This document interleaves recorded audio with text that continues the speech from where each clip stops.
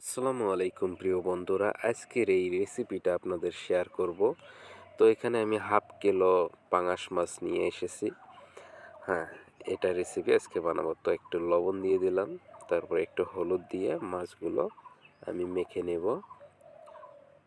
মাছগুলো মেখে নিয়ে আমি হালকা করে ভেজে নেব, তাহলে খুবই খেতে ভালো হবে।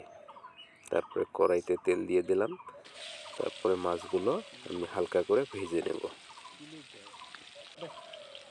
এভাবে একদিন ট্রাই করে দেখবেন, অনেক মজা হবে। তারপরে একটু উল্টিয়ে দিবেন।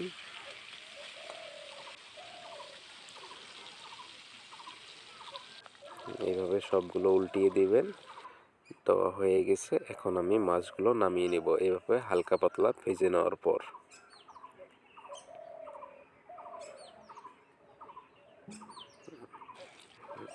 এখন বাকি যেগুলো মাছ ছিল আমি সবগুলো একসঙ্গে দিয়েছি এবং হয়ে গেছে হালকা পাতলা ভাজা। এবার ওগুলো নামিয়ে নিব। নামানো হয়ে গেছে, এখন পরিমাণ মতো তেল দিয়ে দিব। তারপরে পেঁয়াজ কুচিগুলো দিয়ে দিলাম, একটু ভেজে নেব।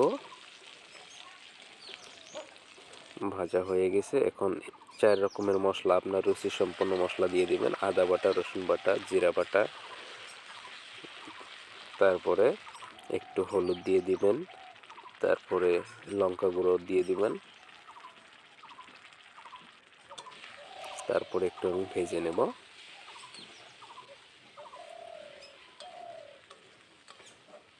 ভাজা হয়ে গেছে, এখন মাছের যেগুলো তেল ছিল, ফেটগুলো আমি এখানে দিয়ে দিচ্ছি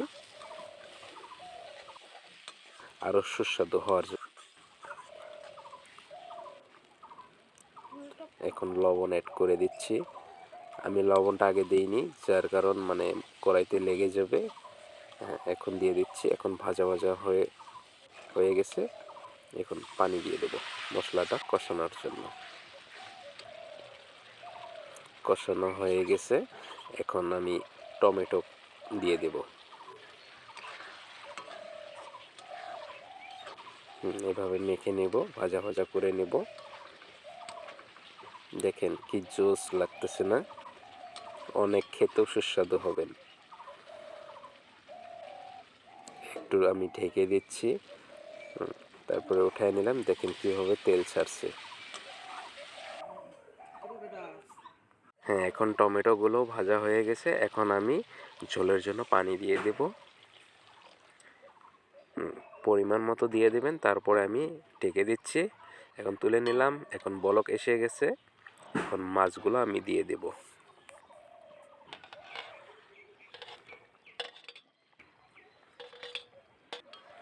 মাছগুলো দিয়ে দিচ্ছি, এখন একটু নেড়ে দিচ্ছি।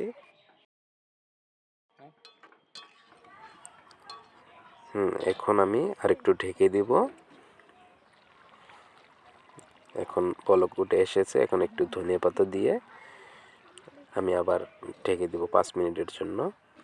তারপরে তুলে নিচ্ছি। দেখেন কীভাবে জোশ লাগতেছে না? অনেক মজা, আর এত সুন্দর লাগছে রেসিপিটা খেতে। আপনারা ট্রাই করবেন বাসাতে। যদি আমার এই ভিডিওগুলো ভালো লাগে, অবশ্যই কিন্তু আমার চ্যানেলটি সাবস্ক্রাইব করবেন। আর হ্যাঁ, আমি এই রেসিপিতে বা এই সবজিতে কোনো ধরনের এফেক্ট অ্যাড করিনি, যা আছে ন্যাচারাল। আপনারা বাসাতে ট্রাই করে খেয়ে দেখবেন, অনেক মজা হবে। তো আজকের জন্য ধন্যবাদ।